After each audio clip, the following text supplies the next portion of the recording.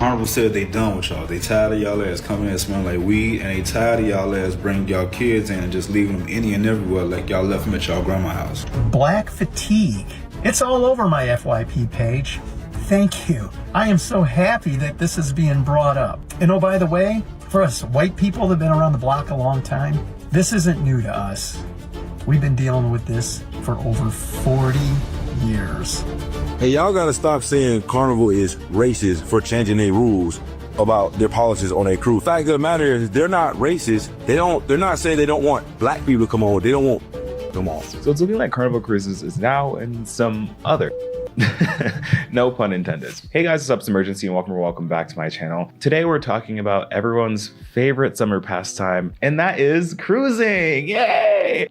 Oh, no, not that type of cruising. I know I have a very strong girly and gay audience. Get your mind out the gutter. I'm talking about Carnival cruising. Yay! Yay! Well, actually, let me dial that down, because based on some of Carnival's new policies, which we're going to talk about, it would appear that my black ass is doing too much. Yes, you heard me right. And as you may or may not have seen online, Carnival Cruises have released a set of policies for their cruise lines that have seemed a little targeted. And of course, if we're talking about it on this channel, these new policies have begun to stir up discourse online, mostly because a lot of these policies and alleged policies seem to be in all ways but directly disincentivizing and penalizing blackness on the boat. And that's just one part of this conversation, because that alone, businesses being racially insensitive, we see that every single day. The second aspect of this conversation that I think is really interesting and worth dissecting is the fact that while yes, Carnival's actions are sus at best, people online and in real life have been making it their life's mission to make this whole thing as weird and as blatantly racist as possible, which is very strange, because it seems like a lot of y'all really couldn't wait to hop on TikTok just to air out all your grievances with every black person ever in a public space. And we're gonna get into that because things are looking very spooky. And the real gag of it all is that this doesn't just have to pertain to white people saying these things, as a good portion of the people having these conversations are also minorities themselves, choosing to take this opportunity to weaponize respectability politics. And yeah, this whole discourse got very weird very quickly. It's kind of shocking to me that all of this has gone down over a cruise ship, but you know, apparently family cruise lines just bring it out of some people. But let's start this conversation by talking through what exactly these new policies were. So yeah, if you don't know, Carnival Cruises, you know, the very popular cruise line who also happened to recently have a whole Netflix documentary expose on them called Poop Cruise, is now allegedly involved in some other BS, literally and figuratively. They've recently released a set of new policies that read as a little odd, and by odd I mean racially charged. So the main policies that were recently changed were regarding the ban of personal speakers and things like clacking fans. Like if you've ever been to a Renaissance or a Cowboy Carter concert, you know exactly what I'm talking about, the kind of fans. And what's that about? You're hot in the sun on a boat. Like, word to Beyonce, fan me off, I'm hot, hot, hot. But it's looking like if you do, they will actually lock you up in jail.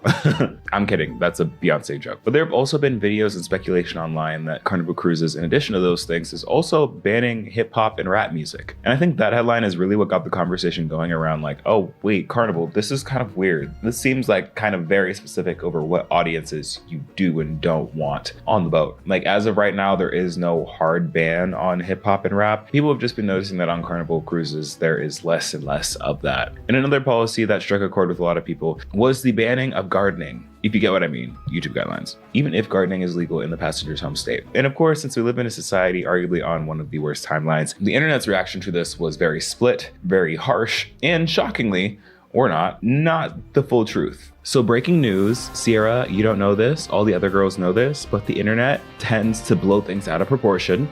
Wow, who would have thought? But yeah, while a lot of the real policies that did go through are still kind of side-eyeable and have me looking at Carnival a little different, when it comes to things like the gardening ban, that was done because there's now a federal law that makes marijuana illegal on all cruise ships, which in that case, okay, understand that. What about the clacking fans? Like why do we hate the clacking fans? Upon further investigation, the clack fans are only banned in the nightclubs, but not on the deck where the line dancing and other things happen. So yeah, you really can be in the club like clacking your fan in the heated, but you can fan yourself off by the pool and also show where them fans at during the line dances. So okay, we're good on that front. Still a weird way to be restrictive, but you know, work. But what about the hip hop ban? Well, as we mentioned, the hip hop ban was never actually specifically a policy, but again, was more so an observation and something that's worth observing as to why they're playing less and less of it on the vote. Regardless of how these policies actually ended up playing out, many people on the internet have began speculating that perhaps Carnival is trying to do some kind of rebrand. But like, even if that's not the case, that is still kind of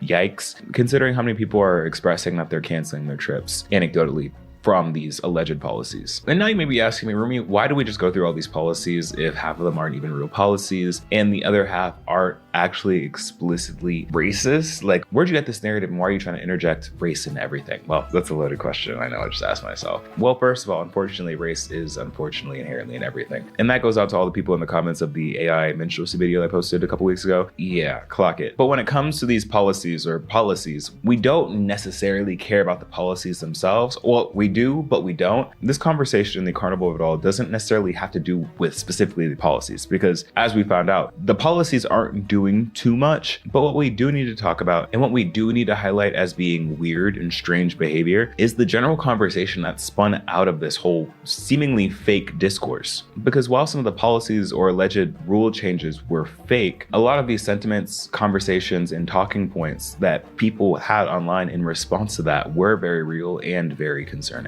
Because for some reason, the internet decided that they were going to back a company and stand 10 toes down behind these rules that did not exist and use the opportunity to be exceptionally anti-Black. We have people online coming forward talking about some, oh my God, I can't wait for these policies to be implemented. Like, there have been too many Black people on the boat, using and hiding behind terms like Black fatigue, despite not knowing what Black fatigue even is or is about.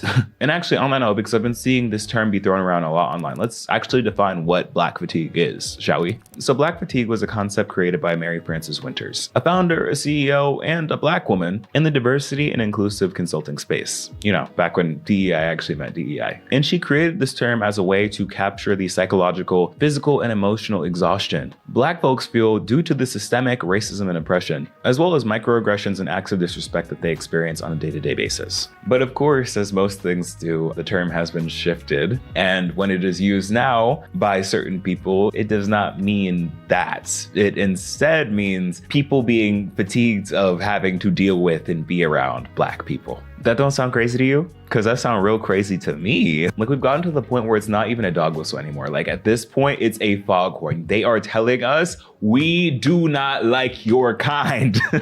Black fatigue is real. I think society as a whole is there. We are just so unbelievably fed up with the ghetto ratchet behavior. Black fatigue. It's all over my FYP page. Thank you. I am so happy that this is being brought up. And oh, by the way, for us white people who've been around the block a long time, this isn't new to us. We've been dealing with this for over 40 I'm gonna help y'all get some rest because you just so damn tired. Here we go. The term was created by us for us. White folks get to be universal, which is the default standard of behavior, and they get to be individuals. Their mistakes are theirs, not the whole race. But Black people, we get neither. We don't get the privilege of being individual and universal. If one of us acts quote unquote ghetto, then we're all suddenly the problem. I think this video makes a great point around universalism and individualism, talking about how mainly white folks get to be universal and like the default standard behavior in society. And we see this with every minority community trying to assimilate to whiteness. And in contrast to this, white people are afforded the luxury of being individuals, as in their mistakes, their shortcomings, as well as their successes and reasonings behind their successes are completely their own and not a reflection or a representation of their entire race. Where in contrast, that's just not the case for any other minority, but especially Black people. And I know before people start going crazy on their keyboards, there are things like the Karen memes. And within the last 5 to 10 years, people have been starting to make more jokes online about white people's behavior. But like, let's think critically and let's think historically, right? White people have not existed in a monolith in the same ways or for the same duration as Black people and other people of color. Like, let's entertain the nuance. Like, you see it all the time in the news. Like, when you see a white person committing an atrocity, they get afforded a lot of humanity. People want to understand why they did it, get the psychology behind why they did what they did, what caused them to do that. However, when a Black person or person of color does something terrible, the news doesn't really care, and really they're just checking to see if that person is still alive or not. And oftentimes they're banking on the not. And then from there, the entire race is under scrutiny for being a danger or a threat. This monolithic type of thinking where it's not just an individual, like it's not an isolated case, now all of a sudden it's the entire race's fault, and the entire race is guilty or potentially guilty. And again, I'm going to bring this back to this video so many times because a lot of people in my comments really show their asses with like the AI video. And this leads us to a quick conversation around respectability politics. Because while yes, we're used to seeing the finger being pointed at us from other communities, we are now seeing in the scope of this conversation, the Black community take sides and begin pointing fingers at each other. So let's talk about that really quick. So let's talk about those dangers and uses of respectability politics. So what is respectability politics? Let's break that down. According to our best friends at dictionary.com, respectability politics are a set of beliefs holding that conformity to prescribed mainstream standards of appearance and behavior will protect a person who is a part of a marginalized group, especially a Black person, from prejudices and systemic injustices. Respectability politics place blame on groups already hindered by discrimination. So like I said before, the default of acceptable is inherently whiteness in our society. So the closer you are to that and the more you try to assimilate, the false assumption of safety is perpetuated. But unfortunately, neither of those assumptions are true because at the end of the day, if you're not white, you're still not going to be white just because you want to act like it. Now, with all that said, where does this all fit in within the larger conversation around the Carnival Cruise, around the Black fatigue of it all? Well, I, for one, have seen one too many videos of people trying to create a strong distinction and separation, talking about some, yeah, I'm Black, but I'm not like those Blacks. Hey, y'all got to stop saying Carnival is racist for changing their rules about their policies on their crew. Fact of the matter is they're not racist. They're not saying they don't want Black people to come on. They don't want come on. Like, I could understand the sentiment and see where it's coming from, but are we seeing how respectability politics are being put at play here? Pointing fingers and saying you're not like that isn't going to save you from the racism online, and whatever brownie points you are getting, being like, oh, I'm so happy you're one of the good ones, is not going to actually last or get you anywhere substantive in real life or online post this interaction. So truly, I have to ask, was it worth it?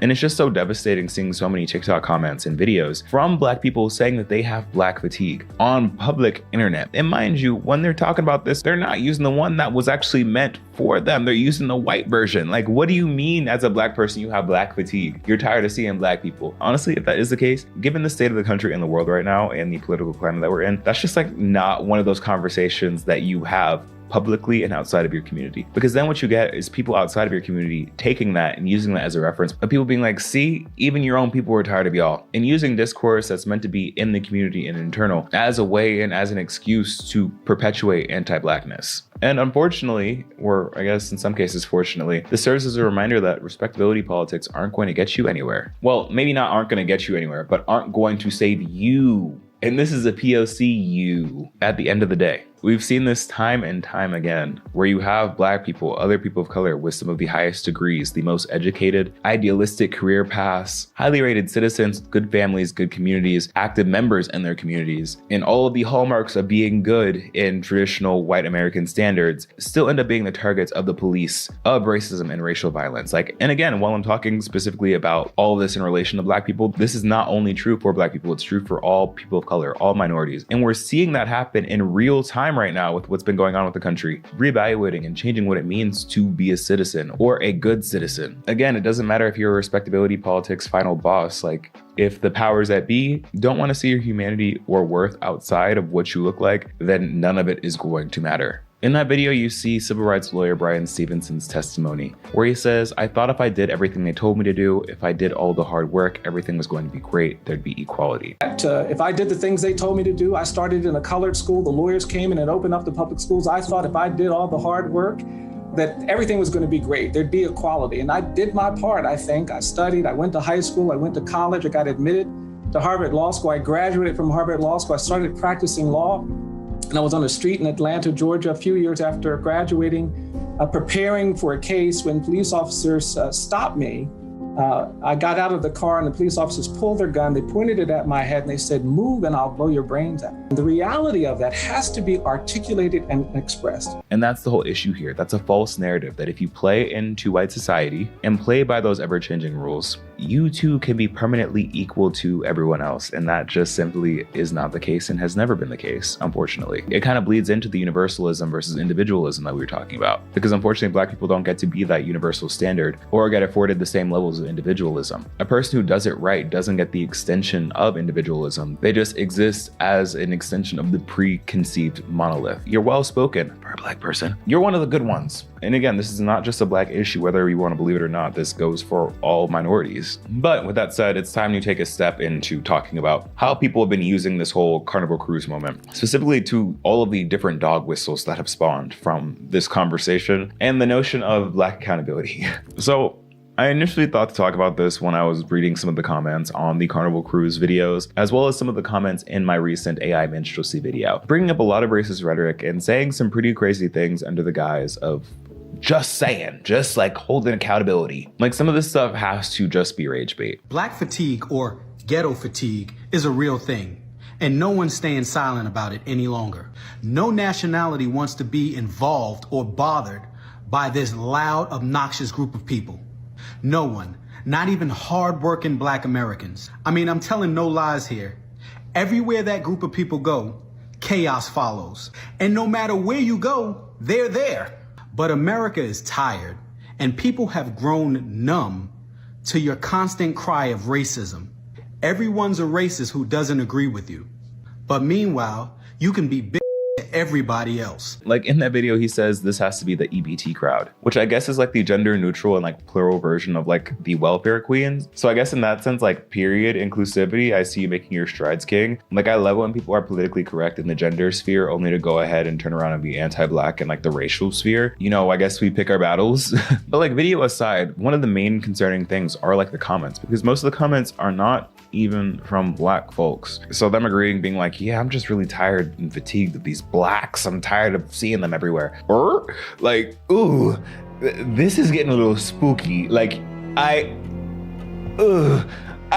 don't know about that one right there. If that's necessarily the video you want people like co-signing and agreeing with you on. I mean, I don't know if the creators like super worried themselves, because they do claim to be an Uncle Tom and like reference that as a good thing in the video. So I think there are other battles to be fought there. But like another thing about that creator's video that kind of plays into the Carnival Cruise stuff and like general things when it comes to discussion around problems of the Black community is the notion of like Black accountability, which ultimately does fall into like the whole respectability politics and its fallacies thing of it all, because the conversation around Black accountability and like whatever that means is inherently anti-intellectual and inherently reductive. Like a big argument that people have online surrounding like things like Black fatigue is just like Black folks should stop acting like this. They don't want to be treated like that. And like generally, in a very general sense, where we're taking this out of the context of this conversation, ignoring all of the historical context that has led us up to this moment, and taking that comment in completely good faith in a utopian society where things that are said like that are in good faith and will be implemented accurately in good faith, yes,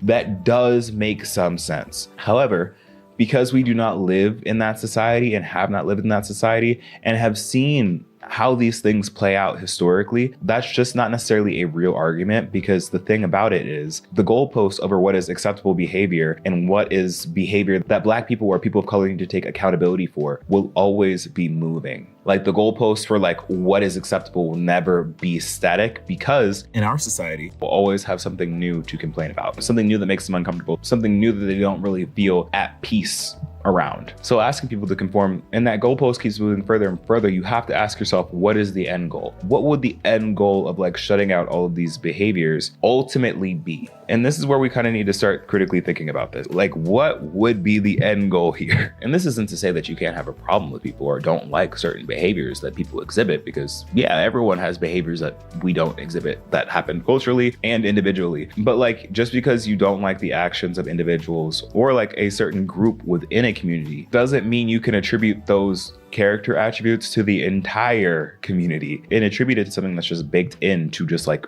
a race and or respond to that with just racism.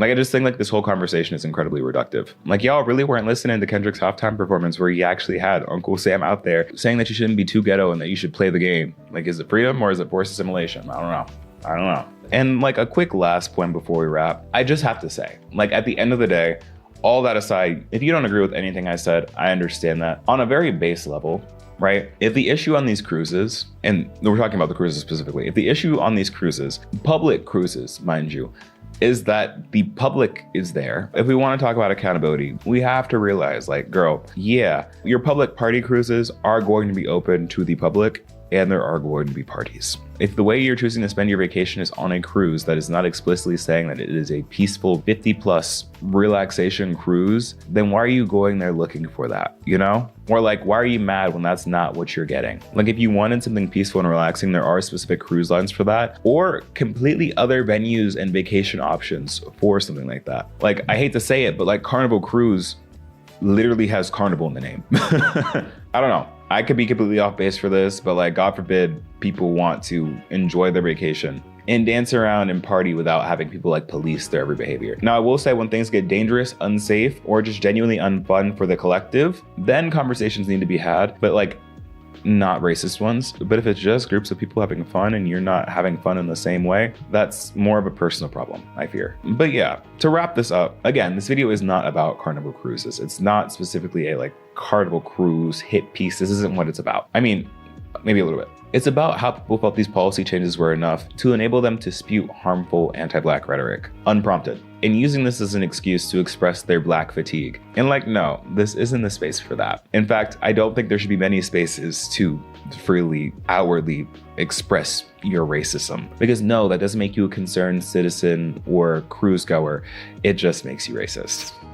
So arguably one of the most controversial shows to come out this year has officially premiered, and everyone hates it, but nobody's talking about it. Hey guys, what's up? It's imergency and welcome back to my channel. Today we are back and we are talking about HBO's new show, The Idol. I know. Before y'all start jumping at me because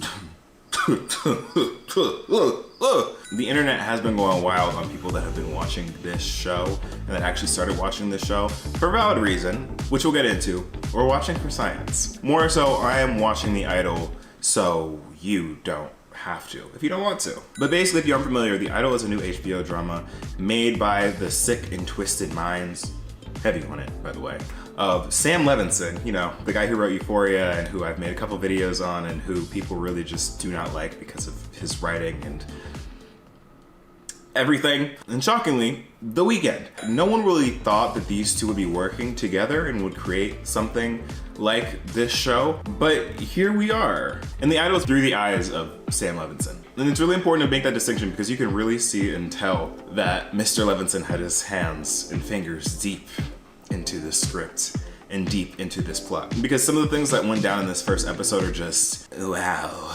So yeah, like I said, in this video, we're gonna get into that, really delve into the controversy behind this show, as well as talking a little bit about the Sam Levinson effect that I have been mentioning in past videos, and then getting into my actual review of this first episode, as well as my predictions and expectations for the rest of the season. But before we do any of that, if you are new to the channel, make sure to subscribe. We just hit 200,000 subscribers, and I really thank all of you so much for that. I am so grateful to have y'all part of the roommates and to have y'all supporting me. It means a whole bunch. I've been a little MIA lately because life update, I'm moving. Where I'm moving, you can take your guesses. It really isn't that hard to guess if you really think about who I am, what I do. But I'll have more on that later. But that's why uploads have been sort of inconsistent lately. But I do have a bunch of new content for y'all coming up soon, where I'll be going into the deep dark mind of Sam Levinson and how he writes shows like Euphoria and The Idol and why he's like that, basically. As well as a full comprehensive review of The Idol once all the episodes come out. So make sure that you're subscribed so that you don't miss out on any of that content. Also, I gotta make sure to leave a like on this video because it helps out so much with the YouTube algorithm, and you can follow me on my socials at imuRgency on Instagram, TikTok, and Twitter. We're close to 300K on TikTok, and on Instagram I just be posting me looking a little caught. So yeah, go and do that. But let's talk about The Idol really quick. So like I said, The Idol has landed itself in a bunch of controversy recently, mostly stemming from a scathing review from the Rolling Stone back in March, in which the article described The Idol as being quote unquote twisted torture P-word, and basically exposed some of the darker and more twisted and kind of gross plot lines that the show was involved in, as well as some of the drama that was going on set. Apparently there are a lot of different production changes and idea differences in the making of this show, and a general overall poor working environment and conditions. And if that wasn't bad enough, there were reports coming out of very disturbing plot lines going on in the show, which involved things like DV and other forms of intimate violence that were just really messed up. And I apologize in advance for some of the censored language here. For one, I want to get this video demonetized, and two, this video happens to be sponsored by AG1. You see, I gotta hate that transition. Take it away, sponsored Rumi. So what is AG1, you may ask? For one, great question. AG1 is a comprehensive all-in-one greens powder engineered to fill the nutritional gaps in your diet and support your body's nutritional needs in the 4 pillars of health, which are gut health, immune support, energy, and recovery. And let me tell you, AG1 is not just for athletes, but it's for what they like to call lifeleets. Gym rookies, busy parents, first timers, and really just everyone in between. AG1 comes packed with 75 vitamins and minerals, whole food source superfoods, probiotics, and adaptogens, all in one convenient daily serving. Now, most people aren't getting their proper amount of vitamins from the food that they eat daily. That's personally why I take AG1 to make sure that I am covered and only need to drink 1 drink a day, as opposed to worrying about taking a bunch of different supplements every day. And it's actually super easy to use. All you do is put a scoop of AG1 powder into some water or a drink of your choice and shake or mix it until it's blended fully, and then you're done. Now, I will be honest, I'm gonna keep it real with y'all. When I first tried AG1, I was not a huge fan of the flavor. It did catch me a little off guard. It's kind of earthy and minerally, but knowing that I'm getting the nutrients that I need to support my energy and my immune system really helped me get used to it quick. So if you're interested in getting started with AG1, you can click the link in my description to get a free year's supply of vitamin D3K2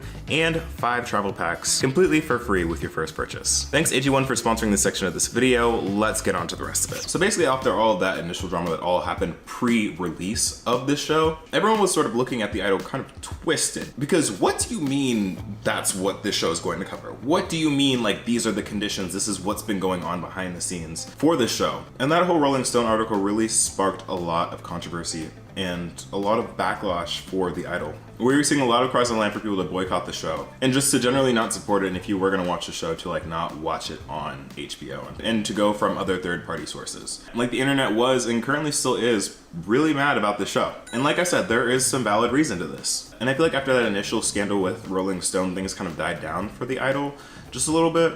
And then the Cannes Film Festival happened, which sparked everything up again right before release. And if you're unfamiliar with the Cannes Film Festival is, I don't blame you. Most people can't even pronounce it. I don't even know if I'm pronouncing it right. I'm just going based on what the girlies have been saying. You know. I'm just a messenger girl. But apparently the first couple episodes of The Idol were premiered at Cannes, and it got some interesting reviews. I say interesting in lieu of another word because let's just say that most of them were not positive. You had critics from Cannes saying it was crude, gross, sexist, grim, gross and vulgar, nasty, brutish, and feels much longer than it is, and way, way worse than you could have anticipated. One critic going so far as saying, the show's sleaze, intentional or not, would be one thing, but it's the hideous, self-excusing presentation of R-word culture that rankles. And girl, you know it's something serious because they're bringing out words that, according to Google Dictionary, are archaic. When you have to start bringing out the prehistoric vernacular to describe your distaste for a show, you know something is going wrong. And right after the Cannes Film Festival, the idol had a abysmal Rotten Tomatoes score. As of recording this right now, it's sitting at a 27%, which is pretty low, but I feel like I saw somewhere that it's been lower, but you know, don't hold me to that. But basically with all this drama, there was a lot of anticipation and a lot of just general confusion about what this show was going to be. With all this negative press that it was getting, it was really hard to be excited for this show, if I'm being honest. Some of the most redeeming qualities of this show has to be its star-studded cast. You have some Gen Z faves like Troye Sivan, of course The Weeknd actually being in the show himself, as well as Jennie from Blackpink, which is so random but also huge. And then they also just had a random cameo from Maddie from Euphoria, actually as Maddie from Euphoria. In case you missed it from episode 1, spoiler alert also by the way. She doesn't have any lines. She's just dancing looking real during the club scene. But just the fact that there's a Sam Levinson cinematic universe that's all connected was a little wild. It just really seemed that they were pulling out all the stops to get people to watch this, especially when it came to the promo of this show. Like, they were definitely pushing the presence of certain characters in the show a little bit harder than others. Jennie, Blackpink. But yeah, I will say, before the show actually premiered, it was just that after all the bad press and all the horrible things that I've been hearing about the show's production and how they're going about showing the dark side of Hollywood really gave me second thoughts about watching it. But I feel like with most people, I kind of wanted to watch the first episode at least to formulate my own opinions. And I could solidly say after seeing that first episode, I see what people were talking about. The first episode just shows how dark and how, I guess, raunchy this show is going to be. More, I'm not gonna say what they are in this video. You can like look at the articles yourselves to know exactly what I'm talking about.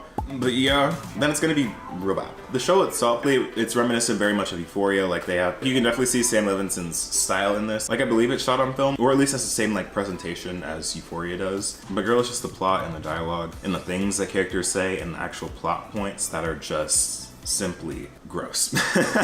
Like the whole first episode starts off with Lily Rose Depp's character, Jocelyn. Like there's like a whole scene where they're like talking about Jocelyn's nudity, but then all that gets one up because an intimate picture of Jocelyn gets leaked online and they have to deal with all of that. And just throughout the first 20 minutes, you're just being bombarded by a lot. Like there's a lot going on. And a lot of problematic things that I feel like were made intentionally to get the internet talking about them. Like for example, there's a whole bit in the dialogue where they're talking about like the glorification of mental illness and like making mental illness sexy. And that's just like a clear bit to sort of like poke fun at the internet because they know that the internet's gonna get mad at that. As that's been a topic of conversation in just like media overall for like the past couple of years. And I feel like there's points like that a lot where it just seems like there are attempts at satire and like social commentary, but they sort of fall flat because like it doesn't seem like it's a joke. Like there's also a scene between Jocelyn's character and her assistant talking about Abel's character, or The Weeknd's character, Tedros,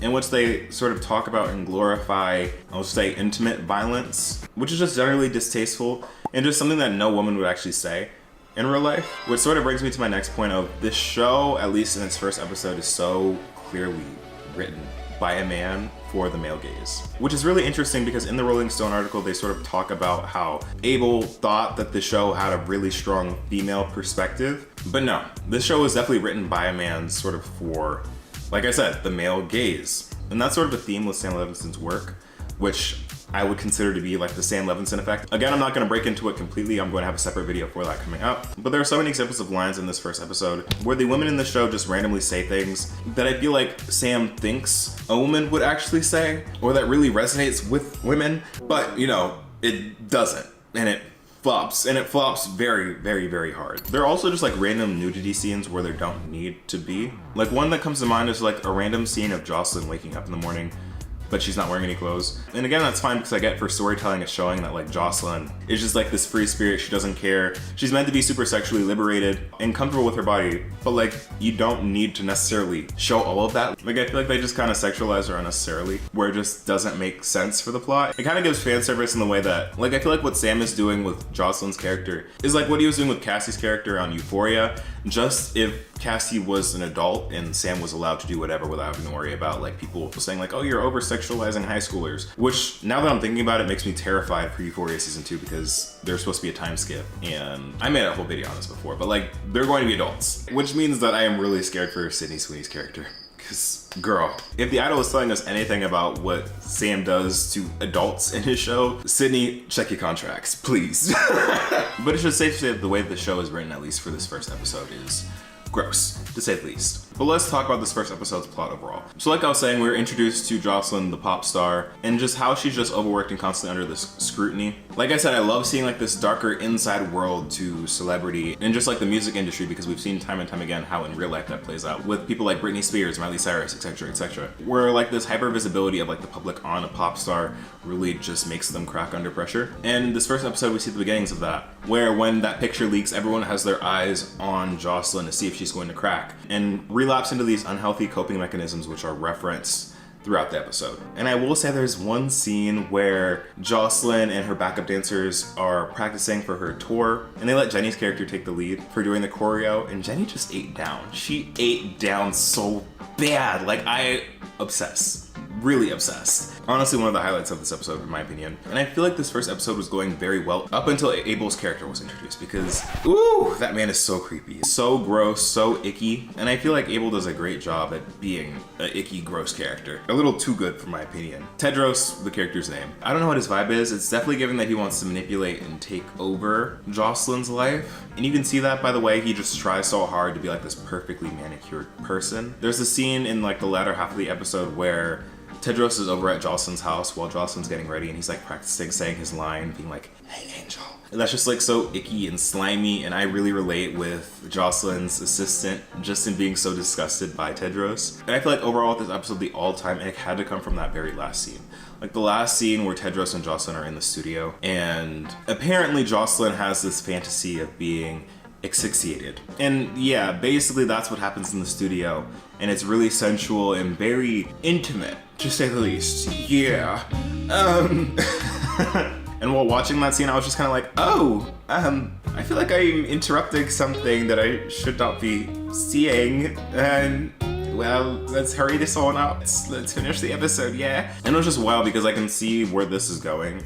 I could definitely see where this plot is going. It's kind of scary, yeah. Because it really is giving that Tedros is planting the seeds to take over Jocelyn's life. And honestly, I kind of want to see how it plays out, which is a really bad thing because I feel like this is solidly going to be a hate watch for me. Like the show is bad and the writing is questionable at least, but the plot itself is interesting. Or at least interesting enough to see where it goes. Because solid 3 to 4 out of 10, which I feel like is the lowest rating I've given a show, like ever on this channel, just from first impressions from the first episode. But again, we'll see, we'll carry on. I'll keep an eye out for how the show develops and if it gets any better with time. But now I wanna hear from you. What do you think about this whole idol drama? Have you seen the first episode? Will you be watching? And if so or not, give me your reasons why. I'd love to hear in the comments below. Thanks again so much for watching and for 200K. Again, don't forget to subscribe, leave a like on this video, and follow me on my socials at imergency. Also, don't forget that AG1 is giving you an immune supporting free 1 year of vitamin D and 5 travel packs with your first purchase. So click the link in my description to go check that out. But other than that, y'all, I've been Emergency and I will see you in the next video. Peace. It's the end of an era, and honestly, I'm kind of sad to see it go. Hey guys, what's up? It's Emergency and welcome back to my channel. Today we are here and we are talking about the series finale, the final season, season 4 of Never Have I Ever. And I just want to say right off the bat that I am a little sad to be making this video because if you have been following this channel, or at least have been following the Never Have I Ever series that I have on this channel, you know that I have been with this show. We have been with this show for multiple years now. I feel like at least once a year we all come together and we talk about Never Have I Ever, and it is officially coming to an end, which is very sad. I have a lot of thoughts. This season was a lot of things, but overall I think that it ended very interestingly. And we're gonna get into that. But before we do, if you're new to the channel and like all things TV, pop culture, commentary, fashion, and tier lists, make sure to subscribe because we post videos here every single week. I actually just posted a video talking about The Idol and about all the drama with that show and with Sam Levinson, the creator of Euphoria. So if that sounds interesting to you, you should go check that out. And again, subscribe so that you don't miss out on any of the content that I have coming out here. Also, it means so much if you left a like on this video because it helps out so much with the YouTube algorithm. And you can follow me on all my socials here at imuRgency on Instagram, TikTok, and Twitter. But enough promo, let's talk about this final season. So I feel like this season did a lot of things. Like I felt like while I was watching these 10 episodes that so much was going on, and I'm not sure if it's because there was genuinely a lot going on or if I just am so not used to having shows have 10 episode seasons anymore. But this season felt really long. And that's really shocking because yeah, it's 10 episodes, but each episode is like only 30 minutes. So I'm like, what's going on here? I feel like each episode is jam-packed with information, jam-packed with things going on, and I feel like they do a really great job of pacing themselves and making sure that everyone, or at least most characters, got some form of closure and some form of development this season. Although there are some that were really left out to dry, which we'll talk about later. But this was Davy and the crew's senior year, their final year of high school, and they really went out with a bang. We had new characters introduced like Ethan, Margot, and Lindsay Thompson, who all added so much to a show that was coming to an end. And I'm really happy that they were included because I feel like they all added a different dynamic to the show. I'm going to focus, you already know. You already know. I'm going to focus on Ethan for the time being because Michael Cimino. I don't know why you'd be watching this, but if you are watching this, please, I am right here, ready and waiting. Because we all know Michael Cimino from Love, Victor, right? And Love, Victor was giving very much like good boy, very much like put together baby gay, like he is trying to navigate his life and for some reason is in love with this white boy who treats him terribly. Never Have I Ever, Michael Cimino. That's something a little different. That's a little cool. a little curl to the hair, a little change to the aesthetic. But yeah, Michael Cimino as Ethan Eats. I'm standing 10 toes down in that. Like, I am obsessed and I really love seeing Ethan's character. He really is the epitome of like bad boy with like a soft interior, and just seeing how he and Davy built their relationship and how Davy was sort of the dominant one in the relationship, I was kind of living for. Like, of course it wasn't gonna work out long term because, you know, Ethan is Ethan. I'm just a little upset that once they actually, spoiler alert if you have not seen the season, like there's just going to be spoilers for plot points, so you might want to watch the season first and then come back here, or if you have no intentions of watching Never Have I Ever season 4, alright, continue on. But once they eventually break up, I was just so upset that like he just disappeared, because I feel like usually with exes in Never Have I Ever, they like stick around, you know? It's giving very much that Michael was on a contract, he had a certain episode quota, and after that he was gone, because after they broke up he was gone, which is so interesting because they keep mentioning like the Hot Pocket, like the younger Hot Pocket, which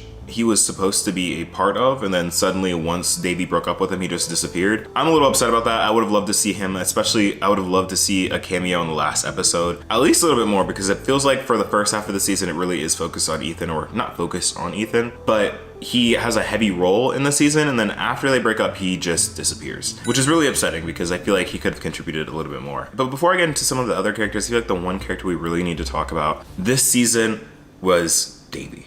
Davy really just came into herself this season. Of course, it was the final season of the series, so I'd hope that they'd sort of develop Davy, but I was just so proud of her, because if you've seen my previous reviews, you know that I found Davy very annoying. Like, I love her down. She would be getting into the wildest situations just because of her own actions, and I just love seeing that season after season after season she'd get better and better and better. And I think that's just great continuity and great storytelling over a span of the series. Like, this season we have the least amount of crazy Davy, and the parts where she does get a little wild and off the hinges is never as bad as previous seasons. Like, she has a much better time regulating herself and approaching situations a little bit more logically, and I just love seeing that for her. And I really just need to emphasize the importance of the representation of mental health in this show, because I feel like this show does not get its flowers as much as it should in terms of just how mental health is represented, because I feel like usually in shows we see characters have like a breakdown, they have something traumatic happen in their lives, and then they have like this therapy arc that like lasts maybe like a couple episodes, and then suddenly they're cured, they're fine, they can see the world clearly now, like they've officially become a healed person, they never go back on any of their issues from before, which is extremely unrealistic and just not how mental health and how therapy works. But Never Have I Ever does such a great job, not only naturally incorporating therapy, but also tackling trauma, drama, coming of age issues, family issues, all in a relatively healthy and stable way over the course of 4 seasons. Like, we see Davy go through 4 full years of therapy, at least, and we see her healing process throughout have highs and lows, and her going back and forth between those. And there's a really beautiful and powerful and impactful scene in episode 9 of this season where her therapist actually acknowledges that growth and has this really emotional and heartfelt moment where Davy is just really at her lowest after being rejected from all of her schools, where she just acknowledges how far Davy has come from like the beginning of season 1. And like, as a viewer, yeah, you felt that. Like, I was feeling emotional watching that scene because yeah, Davy has come so far from where we've seen her in season 1, where she was an absolute brat, an absolute menace, to where she is today, where she is becoming an adult. She is becoming the person that she is in this moment. And honestly, it's hard to not just be proud of Davy for prioritizing her own mental health and really expressing that message of mental health and therapy and healing as a woman of color. And in the spirit of talking about prioritizing mental health, it makes me so happy to introduce this video sponsor, BetterHelp. Personally, I've been in therapy for years now, which has helped me a lot with my different life transitions, and has really helped me navigate some of those harder things that come up in life, whether it be things that have happened in the past or things that are currently happening, or, you know, sometimes worries about the future. And I feel like it's always great to have a professional to talk to, even if you're not currently in a state of crisis, so that when life comes at you, you have tools at your disposal to help you manage. Thank you, BetterHelp, for sponsoring this video. BetterHelp is the world's largest therapy service, and it's 100% online. With BetterHelp, you can tap into a network of over 30,000 licensed and experienced therapists that can help you with a wide range of issues. To get started, you just need to answer a few questions about your needs and preferences in therapy. That way, BetterHelp can help match you with the right therapist from the network. From there, you can talk to your therapist however you're comfortable, whether it's via text, chat, phone, or video call. And you can message your therapist at any time and schedule live sessions whenever it's convenient for you.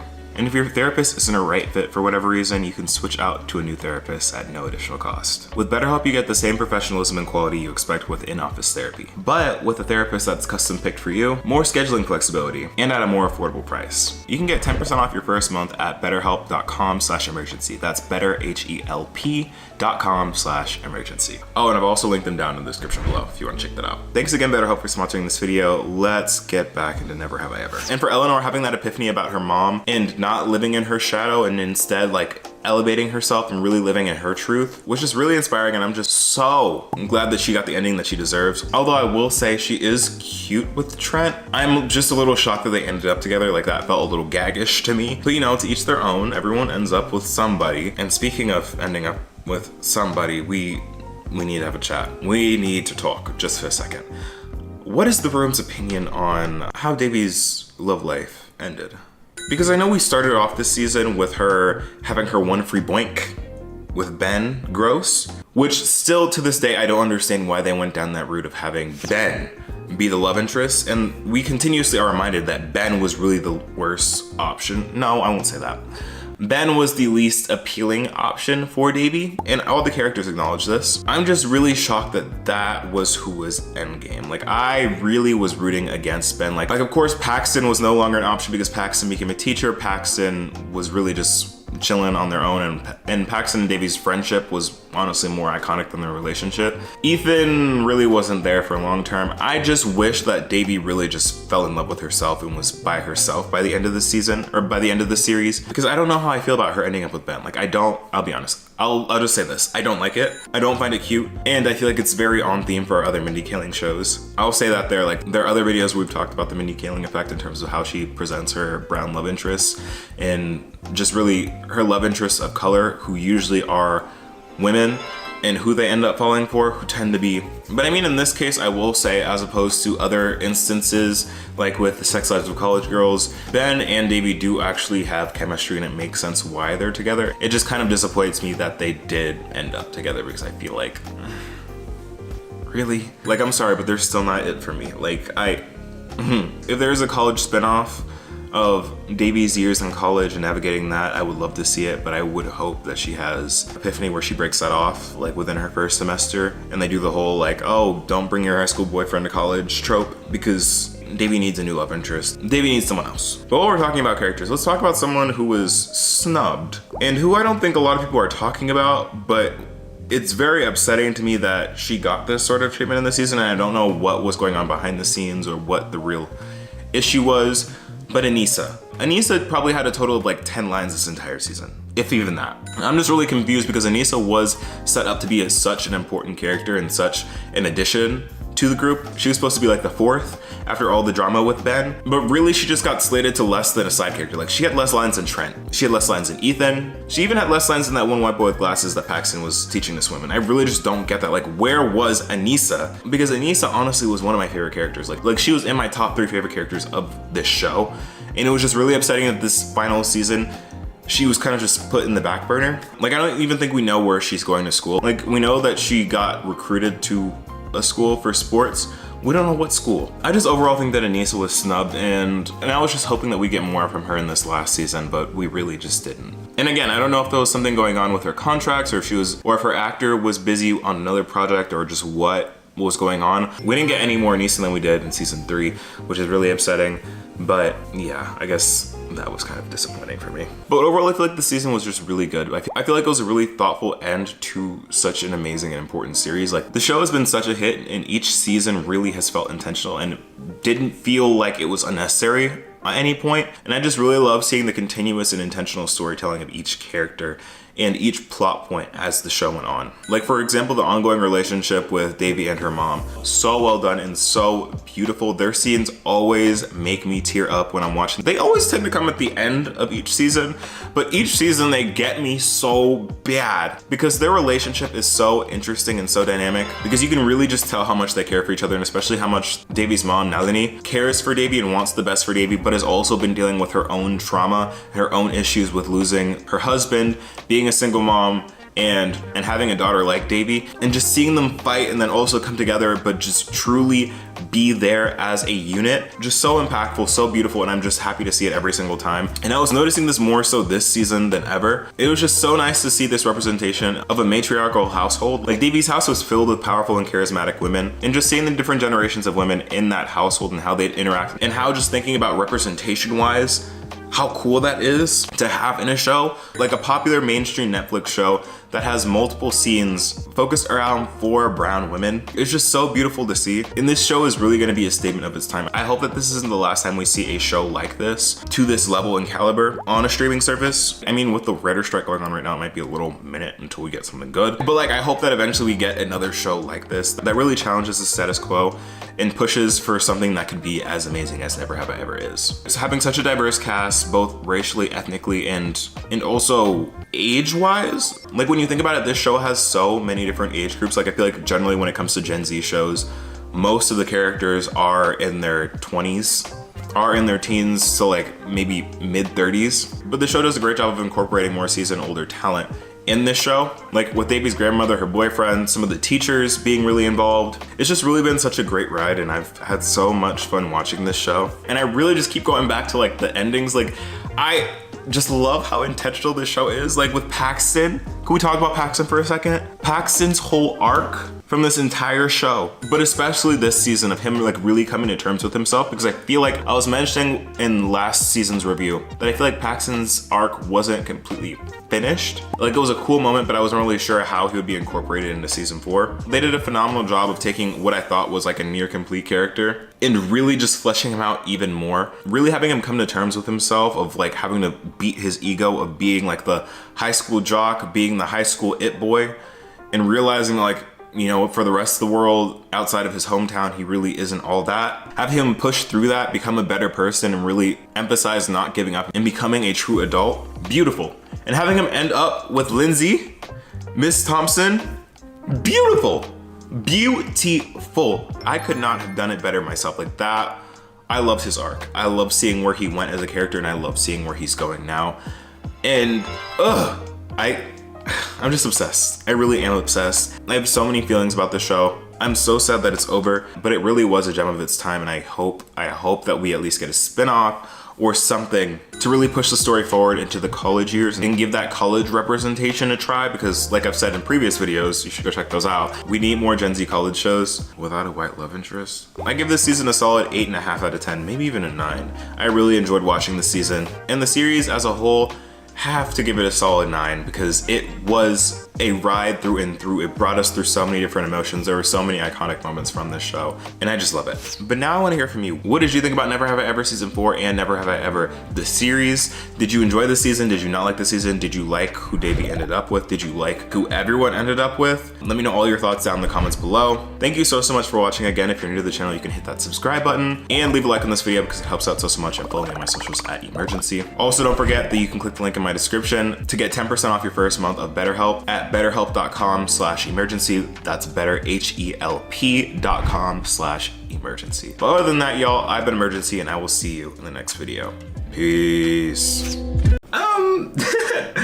I think we need to have a conversation, because I think I was wrong about the idol. Well, kinda. Hey guys, what's up? It's Emergency, and welcome back to my channel. Today we are here talking about the idol once again, because if you have not been in the loop, I made a video last month talking about the controversy and drama that was the launch of the idol, and got into a review of the first episode. And the consensus from that video was that the idol sucked. Quite bad, actually. But I did promise to make a follow-up video reviewing the entire season once all of the episodes had come out. And the time has come, friends. Episode 5, the final episode, came out last week as of filming this. I don't really know when this is gonna be up, but the entire season is out, and well, we have a lot of things to talk about. But first, before we talk about that, let's talk about what's going on here. For those of you that don't really care about life updates and stuff like that, you can check out the timestamp right here and skip along to when we actually get to the review. But for those of you that do care, I just moved to LA. I'm an LA Betty now. And this is gonna be the new set in my new place. Working on decorating it, trying to figure out like how lighting is gonna work in here, what this is gonna look like back there. But yeah, I've been here in LA for about a couple weeks now, and I've been quite busy, all thanks to y'all. And if you care to know, like, I met Olivia Rodrigo last week, and if you want to know more about that and see what's been going on in my life since moving here, you can follow me on my Instagram and TikTok and Twitter, all at Emergency, where I keep you updated on what's going on day to day. Also, if you're new around here and like all things pop culture, TV, fashion, and commentary, make sure to subscribe so that you don't miss out on any of the content that we have coming out. Also, I gotta make sure to leave a like on this video because it helps out so much with the YouTube algorithm. But now let's actually get into talking about The Idol as a whole.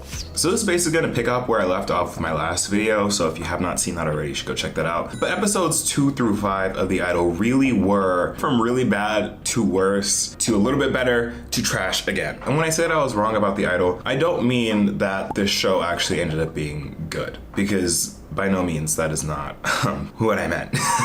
What I mean by that is that as the episodes went on, it started to make more and more sense why things are the way they are. I'm not saying that the execution of any of it was justified or right, but I could see where the thought process was going, and now that I know the entire plot, I get it, kind of. But let's break it down. So episode 2 and 3, I feel like I, in my mind, lumped those two episodes together just because they, for the most part, were just filler in the sense that, like, nothing was really going on. Like, really, the show just got more and more gross in those episodes. Like, episode 2 started off strong because in this episode we have Jocelyn filming the music video for her song World Class Sinner, which, might I say, like, unironically, World Class Sinner kind of grew on me. Like, there's just something about it that's kind of catchy. I don't know. Like, I'm just a freak, yeah.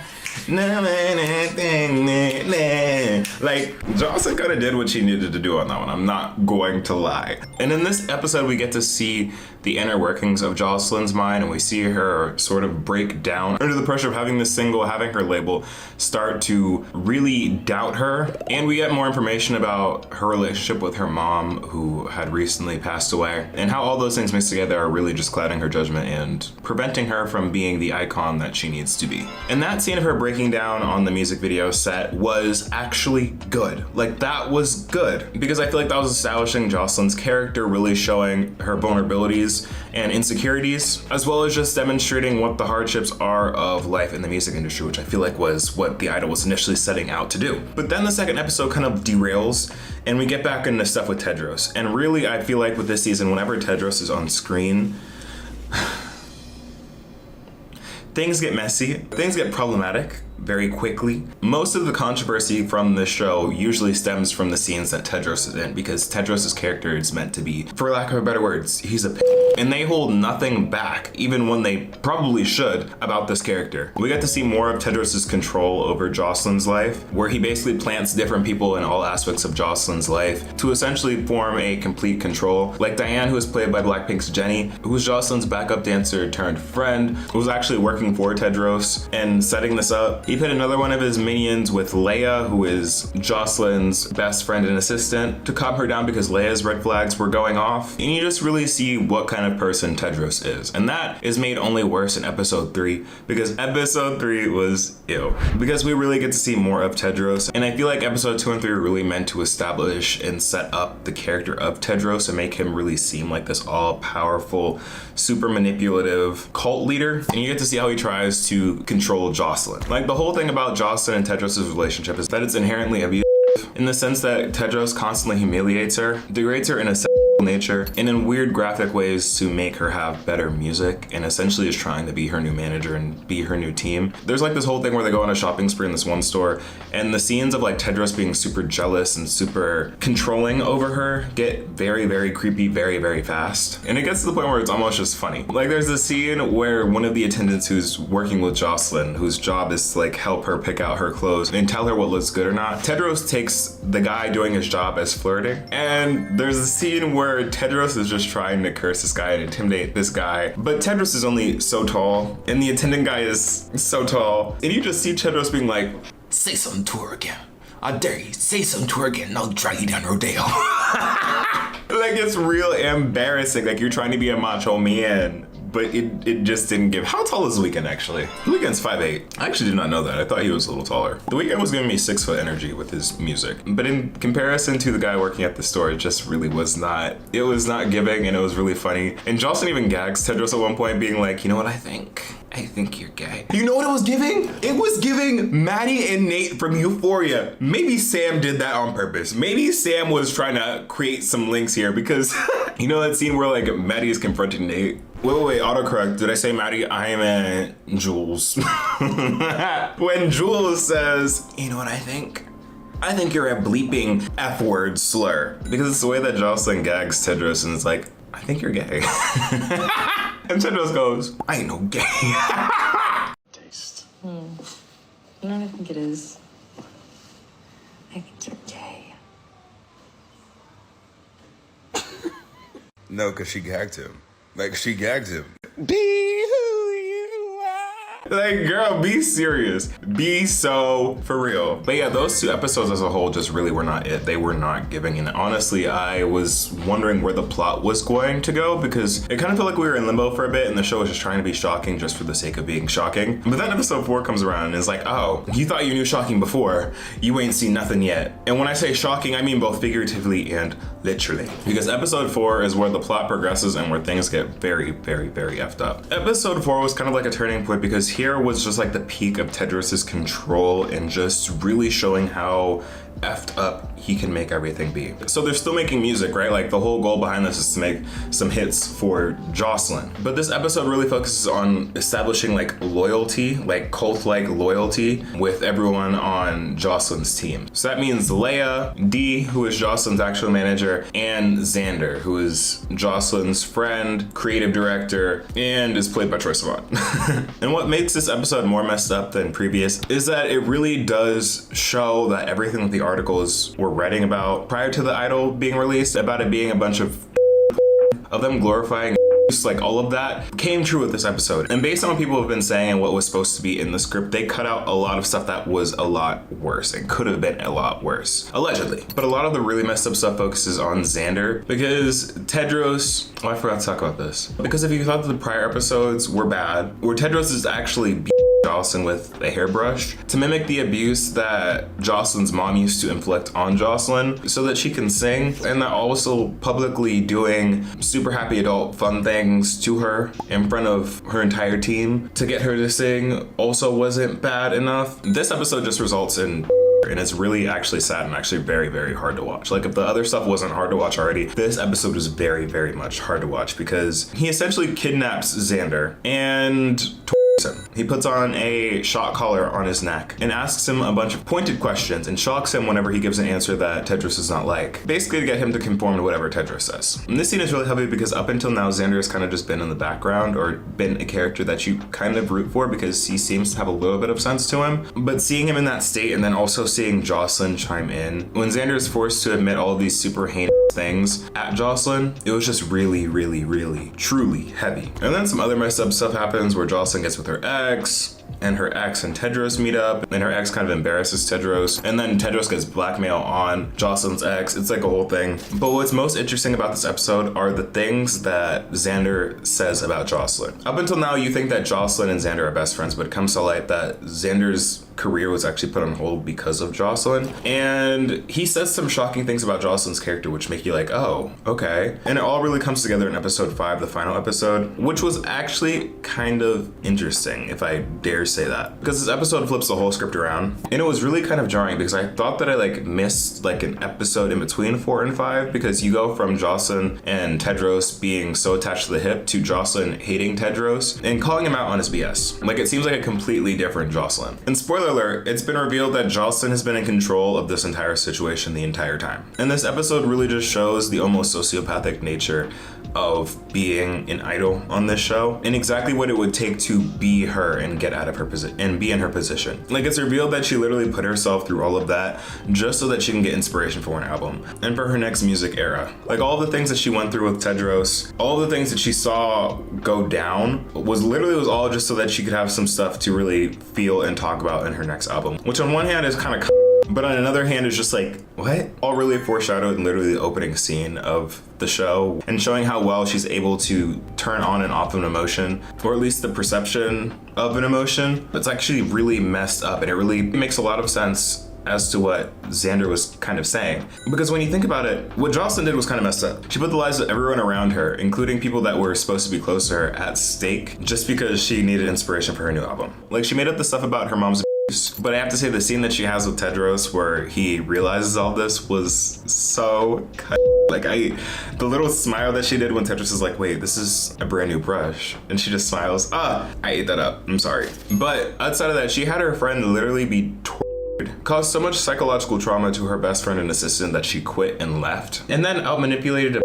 stole his entire entourage, and ended her backup dancer's career before it even got started. Which is honestly wild, and in theory, a somewhat interesting plot. Like, the whole storyline conceptually is interesting.